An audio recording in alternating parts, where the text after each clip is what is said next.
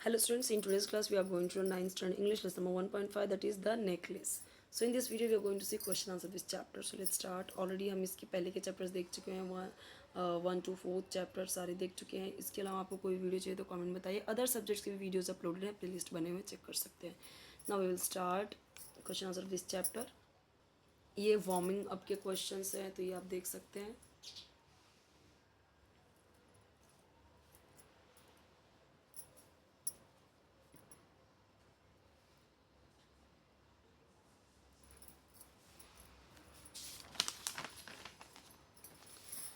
As you know this chapter is very lengthy, so question answer भी ज़्यादा हैं. Part 1 part 2 करके हैं. मैं इसे दो पार्ट में, अलग अलग पार्ट में बता दूंगी, एक्सप्लेन भी करती हूँ इसको मैं. देखिए जो क्वेश्चन आंसर आपका ट्रू फॉल्स या ऑब्जेक्टिव्स हैं वो तो ईजी हैं आपके लिए. ओके तो वो आप देख सकते हैं. उसके अलावा जो क्वेश्चन आंसर है वो मैं आपको एक्सप्लेन करती हूँ. Right a few lines about what Mathilde had and what she dreamed about. वो क्या थी और क्या वो सपने देखी थी. Mathilde had plane dresses and a shabby poorly furnished house. बिखरे हुए मतलब बहुत अच्छे फर्निश्ड हाउस नहीं था, ठीक ठाक था.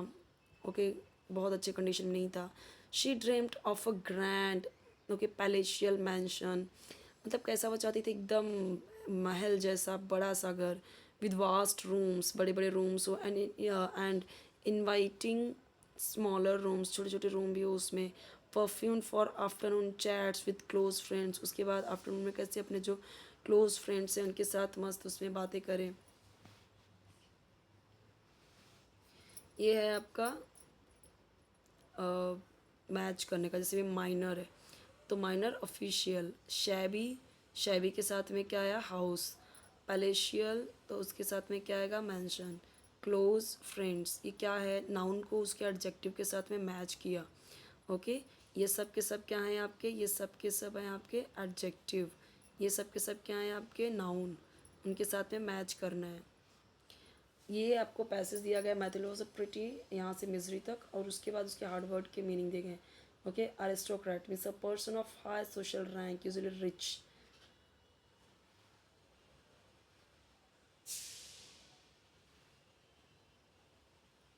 Y was Mathilde married to a minor official. देखो जो मैथिल थी बहुत प्रिटी थी, बहुत चार्मिंग गर्ल थी. Was born into a family of clerks. Clerk के घर में पैदा हुई. She had no means of becoming known understood loved और be wedded to an aristocrat. अब भी हमने देखा ये क्या है. So she was married to a minor official.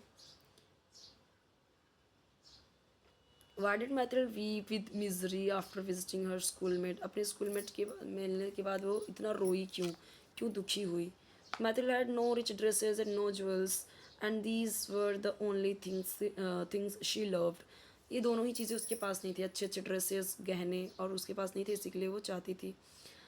She found that her schoolmate, who was rich, had all the things that she Mathilde wanted so desperately. अब उसकी जो स्कूलमेट थी वो अमीर थी और उसके पास वो सारी चीज़ें थी जो मैथिल्ड बहुत ही डेस्परेटली चाहती थी. Hence she wept with misery and envy after visiting her schoolmate.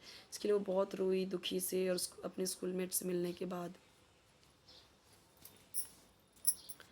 Is anyone entitled to all the luxuries of life due to reasons of birth or other innate qualities? No, I don't think that a person is entitled to all the luxuries of life due to reasons of birth or other innate qualities.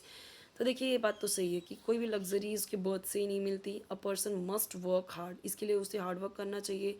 ये luxuries ना तो ना सिर्फ luxuries पाने के लिए get them just because of his birth. मतलब अब ऐसा नहीं सोचना चाहिए कि बर्थ के साथ ही मिल जाएगा. उसके लिए हार्ड वर्क करना पड़ेगा. Only when he she works hard will he और she know the real value of things. तो देखिए अगर लग्जरीज हैं तो अगर उसे बचपन से ही मिला है तो उसकी वो वैल्यू क्या ही समझेगा. खुद से कमाएगा, खुद से करेंगे तो उसकी वैल्यू समझ में आती है. Right. Next question. Write what you think about the following thoughts and actions of Mathilde. So see, Mathilde was beautiful and so she wanted to marry an aristocrat. तो अब ये देखिए ये दो क्वेश्चन है. सेकंड का ये आंसर है और एक का अच्छा ये दोनों ही क्वेश्चन जो हैं एक ही है, ठीक है। तो I think that this is a natural but childish wish, बच्चों वाली विशेष हैं। What Mathilde does not realise is that happiness does not lie in money और स्टेटस। पैसे में या स्टेटस में हैप्पीनेस नहीं होती, it depends on the character of a person. Mathilde was sad because she did not get any luxuries. So I feel sympathetic towards Mathilde. Everyone wants luxuries, but not everyone can get them. हर कोई चाहता तो है, but हर कोई को मिल नहीं सकता, तो उसके लिए दुख है, सिंपथी है उस लड़की के लिए, ऐसा बोला गया है। Mathilde should have realized this and been content with whatever she had. जो भी उसके पास है वो खुश है उसमें। She should have try to improve her living conditions in some way. देखिए अब अमीर होना कोई बुराई नहीं है, आप अमीर हो बनो, बट जो है कंडीशन उस पर रो नहीं सकते, उसे इम्प्रूव करने के लिए हम कुछ कर ज़रूर सकते हैं, ऐसा ये यहाँ पे बोला जा रहा है। Was the husband a considerate person, how do we know that. तो जो उसका हस्बैंड था, he was very happy to give Mathilde the invitation to the party for he felt that she would be pleased, वो खुश होगी। When she began to cry, he was distressed to see her tears. जब वो उसको रोते देखा तो दुखी हो गया। When he realized that she wanted to buy a dress for the party, he sacrificed the money he had saved to buy himself a gun for a hunting summer with friends. तो इसने यहाँ पे अपना पैसा वो sacrifice करता है इसके ऊपर, उसे पैसे देता है नया ड्रेस खरीदने के लिए। इससे दिखाता है कि उसका जो पर्सन जो हस्बैंड है बहुत अच्छा पर्सन है।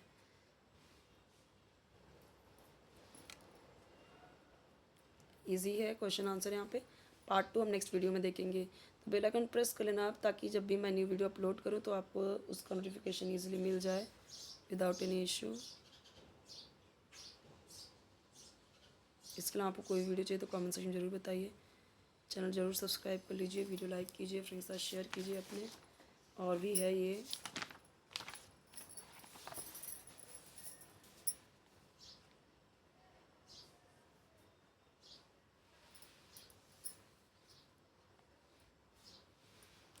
पर्सनल रिस्पॉन्स में आपको खुद भी लिखना होता है, आप खुद भी अपने ओन थॉट्स लिख सकते हैं, बट मैच होना चाहिए आंसर, स्पेलिंग सही होनी चाहिए, ग्रामर जो है वो आपका सही होना चाहिए। तो इसके लिए मैंने आपको बोला है कि आपका देखिए आपको tenses, figure of speech, parts of speech, correct incorrect, passive voice, active voice, ये सब आपको आना चाहिए, ठीक है। नरेशन यानी डायरेक्ट इनडायरेक्ट आना चाहिए आपको। ग्रामर का हर एक टॉपिक आपका क्लियर रहेगा तो ही आपके ग्रामर के टॉपिक जो ग्रामर के पॉइंट्स होते हैं वो आप बना पाओगे, ओके। और फिर भी आपको लगता है, और हार्ड वर्ड की मीनिंग ज़रूर लर्न कीजिए, वो भी आता है। और अगर आपको अच्छे से लर्न है तो ही आप चैप्टर को समझ पाते हो। हार्ड वर्ड की मीनिंग नहीं समझोगे तो चैप्टर भी समझ नहीं सकते, फिर क्वेश्चन आंसर भी नहीं समझ सकते, फिर लिखने में भी इशू, ओके। इसके अलावा कोई वीडियो चाहिए ज़रूर बताइए, चैनल को सपोर्ट ज़रूर कीजिए। पार्ट 2 हम देखेंगे नेक्स्ट वीडियो में, एक पेज और है पार्ट 1 का, वो देख लेते हैं। 3rd to 10th हर एक सब्जेक्ट की वीडियोस आपको मिल जाएंगे, हर एक चैप्टर्स के डाइजेस्ट आंसर के। उसके अलावा अगर आपको कोई भी एक्सप्लेनेशन की वीडियोस चाहिए, राइटिंग स्किल्स चाहिए, या फिर ग्रामर का कोई टॉपिक चाहिए, कमेंट में बताइए, मिल जाएगा। फिलहाल जैसे जैसे कमेंट्स आ रहे हैं वैसे वैसे वीडियोस अपलोड कर रही हूँ मैं।